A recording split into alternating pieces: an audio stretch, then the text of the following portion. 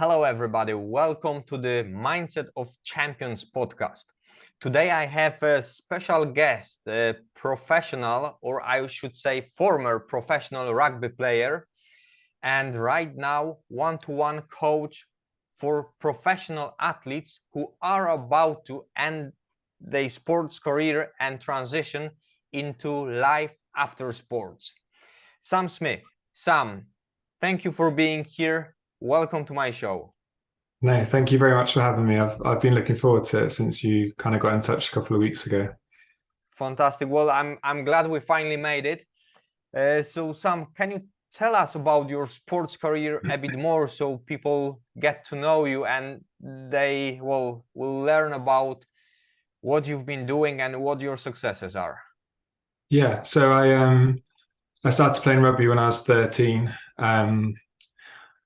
I was quite late to the sport, but it was probably because I was being a bit of a rebellious kid. My dad played rugby for Wasps and for England, and I did what most kids do and thought, well, if my dad likes it, it must be rubbish. So I kind of tried every other sport under the sun and realized that actually I was rubbish at all of them. So eventually I gave rugby a go, and yeah, it went well. I got when I finished school, I got signed for Harlequins, and I think I spent about 7 years there, and I was lucky enough to kind of be there in a really good era where we won the LV Cup, the Amlin Challenge Cup, and the Premiership. So yeah, to be a part of a really sort of successful team was such a brilliant experience. And then in 2014, I moved to Worcester Warriors, and played a year there, and then I got injured in the pre-season, and then I spent a year rehabbing, and then I had to retire at the age of 26,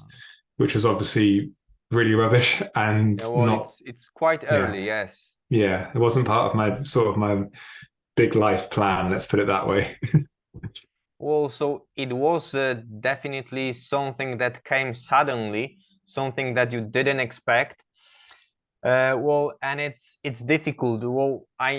I've spoken to many athletes and just transitioning from sports to the life after when they know they're going to finish career, it's difficult itself. But being injured and having chance to play for a good few years and suddenly everything stops, that must have been really painful. How did you deal with it? How did you transition from being pro athlete into life after sports? Let's call this. Yeah, I think yeah, you used the correct word of painful. I think that could quite easily summarize that whole experience. I guess I was quite technically on paper, I was quite well prepared for it. I had done a politics and economics degree whilst playing, and then the year that I was rehabbing, I spent most of it working on opening up a coffee shop. So my kind of career, I retired in June 2016, but in April of that same year, I'd signed a lease on a coffee shop, and I then opened that in October. So I think on paper, from the outside, it looked like I was fine, but I was far from fine. I really was struggling with a loss of identity. I think when people ask me what was my biggest concern or fear or pain point was, yeah, it was that kind of loss of identity. I'd been Sam the rugby player pretty much since I picked up a rugby ball, and it, without realizing it, my whole identity and self-worth was really wrapped up in being a rugby player, and I felt like that was the only real value I could bring to the world. So when that was kind of taken away from me, I really felt pretty worthless, and I didn't know who I was as a person because I'd kind of become this person to be a rugby player and be successful in professional sport. So yeah, the transition was really tough. Whilst maybe on paper it looked good because I was becoming an entrepreneur and starting this business and stuff. But yeah, I think behind closed doors there was some quite dark times. Well, I can imagine that because it's quite common among my clients here that everything looks good. It's perfect. Mm, Whatever changes are, people tell them, well, you are lucky because you have this, you have that. yeah. but what happens in here and what happens in here, it's something that people don't see. Yeah. How did you deal with that then? No, I think you're so right. And my experience of it, showing emotion as a professional athlete was viewed as a weakness. So I think I'd spent the last 15 years practicing not to show my emotions and not to listen to them.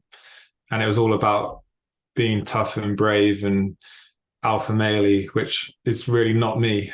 So yeah, that was in answer to your question. I didn't cope really, I think would be the safe way of answering it. What happened is I used the coffee shop and starting that business it was a really good way to distract myself from how I was feeling. And I threw myself 110% into doing that, which kept me distracted for a couple of years. But then it got to the point eventually where I realized, I think it was after we opened our second shop, I realized that the growth of the business that I'd been chasing wasn't giving me fulfillment, and it wasn't giving me what I had hoped it would give me. And when I came to that realization that this big goal I'd been chasing of opening a second site, it just left me feeling more empty than I had before I was chasing it. I guess my kind of world came crashing down, and it forced me to go. I ended up working with my own coach, and working with him really did sort of saved me, and it changed my life. And Fantastic. that was probably about 4 years ago now. That's great. And I need to admit, anyway, you had great distraction, because for many people, well, the most popular distractions are alcohol and drugs. That's what people usually use when they don't cope. Yeah. The most popular that I come across is alcohol, then drugs, and then the third one is sex. Yeah. That's what people get into to get distracted. Well, you went into business. Yeah. Well, I think if I'm completely honest, I went into business, alcohol, and drugs. So I had the holy trio of distractions, but the three of them combined led to burnout and just hitting rock bottom. And that was, when I was lucky enough. I think I really believe the universe meant for me to meet Hugh, who was my coach, because he was a regular customer at my coffee shop. And I'd got to know him over that 2 years. And he had obviously probably from the outside seen my decline. And all it took was one day for him to ask me how I was. And when I just kind of brushed it off with a really sort of standoffish answer, he said, "No, really, how are you?" And that was the turning point for me. Someone showing me that kind of level of care. Fantastic. Well, I'm glad you you did say when he asked you a second time about how are you, and well, he let you know that he really meant how are you. It wasn't just nice greeting. And talking helped, yes? Yes. Yeah, definitely. Well, listen, everyone, it is really working. We have a living proof in here that talking helps, also for guys, because I know for women it's different, they talk more. But us guys, we don't like to talk about problems that we will come across. We don't like to talk about our world falling apart. We just want to keep the great, perfect picture outside. And we find it very difficult to trust. You trusted, and your life has changed. Yeah. Fantastic, Sam. I'm really glad to hear that. Talking to someone about what you're going through was, we can say, the tipping point. Definitely, yeah, without a shadow of a doubt. Tell me what happened then. How it started when you started to work with coach, when you started to work one-to-one with someone. It was the momentum of my life changed very quickly, and it didn't take long. he has a saying which I absolutely love, is that just because you have a really complicated lock doesn't mean you need a complicated key. And that's always stuck with me. And I plagiarize it all the time with my own clients. Um, but yeah, to come out from that bottom, it was talking, it was refocusing, it was starting some really small like practices on a daily basis, some self-reflections. And I think that's what I love about coaching, is that it doesn't take a lot to just shift someone's course in life with degree and then sort of see where that goes. And Yeah. suddenly you look back 6 months later and you're in a completely different place, but it only took a little step at the beginning. And yeah, that's what gets me excited. I think we as humans, and it's been my experience of, oh, I feel horrendous, or this is so bad, this thing has happened, that we just instantly think that we need a similarly miraculously good thing to kind of counteract that. But I really don't believe that that's the case. No, It we can just be a need to simple change one act. little thing Mm, and see how it unfolds. yeah, 100%. Fantastic. Well, so if you were about to talk to someone who's overwhelmed, who's stressed, who cannot cope because of, well, whatever reason, because they are different reasons, what would you recommend to this person? I think someone who's in that kind of overwhelmed state, I often liken it to kind of you might feel like you're treading water at sea, and you're just getting hit by wave after wave after wave, and you kind of come up for air, and then there's another one coming, and that when you're in that state, there's feels like there's no time to any space, there's no time, there's no chance to kind of breathe.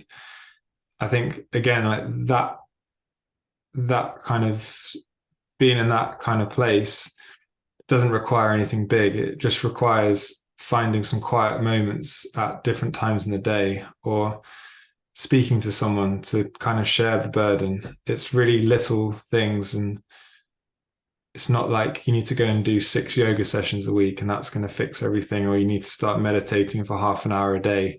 It might be that you just start your day with 2 minutes of quiet and sort of start with there and see where that, like you said, see how that unfolds and what that leads to. And just these tiny little acts to just cultivate some space and some calm in amongst the noise, and sort of seeing what you notice and what kind of comes from that. Fantastic. Fantastic. Thank you very much. That's important. And I hope, well, everyone who listens is going to remember that, because that's the start. And it's important to remember that everything starts small and grows. Yeah. That's just the way it is. But well, you've moved on. You and your sports career. You had the coffee shop. What actually are you doing right now? Um, it's a good question. I ask myself that a lot of the time. So I've still got the coffee shops and the coffee roasters. And then, yeah, I've now started working one-on-one with sort of for people who have played sport, whether they're kind of thinking about retiring in the next 12 months, or whether they've been out of the game for 10 years and they're kind of struggling to find their purpose, or they have no like balance in their life. So there's a real range of people on that spectrum as they're kind of coming out of professional sport. And it kind of stemmed, well, my personal journey. I've kind of stumbled across coaching as I guess the vehicle of how I want to make a difference in the world. It wasn't planned; it kind of just happened. But I like when life gives you stuff like that. Definitely. And yeah, and it kind of stemmed from, I went to a 10-year reunion with my Harlequins teammates in the summer, from when we won the Premiership, and it was the first time I'd seen some of those guys literally in 10 years, and it was such a nice opportunity to catch up. But we obviously had 10 years to catch up on them, but a lot of the conversations were like, things are good, but like, I really like my life, but, and for me, there were too many buts. And then I was like, I have been there and I've experienced that, but I feel like I've come through it. And so I just need to help people like me who are struggling in this kind of life after sport, because there's so much going on. And yeah, it's a hard one to navigate on your own. But when you've been in that athletic environment, sometimes you can feel like you can't talk, or you have to do it all your own. You know, we have to work it out. So Yes. yeah, I'm hoping to try and kind of change that conversation a bit. Good. So, well, technically, we can say that for everyone who plays sports, working with coach is something normal, is usual. And every single athlete knows that without the coach, they're not going to succeed. Yeah. And the better they want to be, the better coach they need. And then they building team and they need to put in 100%, 110 to really get to the top. So basically working with coach after you finish your sports career wasn't anything new. And being a coach now is technically nothing new because you know how this relation works, especially in a sports environment. That's very good connection of everything together. Yeah. Yeah, definitely. I think it's exactly that. Like if you were a football player or a rugby player, or a swimmer, there's no top level athlete in any genre of sport who doesn't have a coach who's there Exactly. every step of the way. But I think there's this stigma around mental health whereby potentially asking for help after sport is viewed as a weakness, or as if there's something wrong with you. But I always say it that I think asking for help is the bravest thing any of us can ever do, because Yes. it's admitting that we can't do it on our own. But that doesn't make you weird or odd or strange. That makes you human. And I think that's what we're all on this earth to do, is to help each other, because Definitely. why should we suffer alone? Yes, well, we are social creatures and we need other people around us to thrive, I would Yeah, say. So 100%. Yeah. tell me then if because I spoke to athletes, I believe athletes might be listening to the podcast as well. If they or someone else, as a matter of fact, wanted to get in touch with you, what's the best way to contact you then? I should probably have a rehearsed answer for this. You can find me. I haven't quite got around to building a website yet, so you can find me on LinkedIn. I think that's Sam Smith 11, or my email address is sam at thisisthechangingroom.com. Fantastic. So in this case, what I'm going to do, I'm going to add the link to your LinkedIn profile and your email Cool. address Thank you. in description of this video. And at any point, whenever you're ready with your website, and at this very moment, I need to admit, I don't have my website. It's being changed for last nearly 3 years. Wow. That's how long. And well, I just kind of work without this, so I never got to finish it. Yeah, I'm kind of from the same point of view. I've built a business where I've had it all slick and a website, and actually I'm doing this because I want to help people. So I'd much rather focus my time on helping people and coaching them than building Exactly. all the infrastructure. So maybe one day I'll get around to it, but hopefully I'll be busy enough that I don't need to ever get around to it. Well, I believe that the LinkedIn profile is a very good point of reference because, Yeah, well, it is for professional in the end, yeah, definitely. and it will be your email address as well. So they are definitely in the comments. And Sam, before I let you go, I want to ask one more question. If you had a chance to give just one advice to a young person who's about to start professional sports career, what would you say? I would say to that feeling you have as a young athlete stepping onto the pitch to play with your mates or play against an opposition if it's a kind of individual sport, that feeling of just pure joy and wonder and excitement, just bottle that up and hold on to that through your career. and just keep, when you're doing preseason and you're getting beasted and you don't want to be there, have that kind of little jar of that feeling sort of tucked away somewhere in the back of your head, so you can always kind of refer back to that. Because as with anything in life, it's hard to be a professional athlete. There are sacrifices, there are dark days, there are amazing days. But I think with anything we do in life, if you can remember why you're doing it, then it makes all the bad stuff worth it. Fantastic. Thank you very much. That was very uplifting and very important, Yeah, because thank we you. do sometimes tend to forget about what we really want. The end of our actions sometimes is being forgotten because of, well, everyday's hustle, Yeah. and it's good to remember that. Thank you very much for that, Sam. Thank you for sharing your story, because well, it is inspiring story. Thank you for opening up and well, telling us your very personal well, past. No, I thank believe a you. lot of people went through it, but they didn't have a chance to open up and talk about this. Maybe now they will.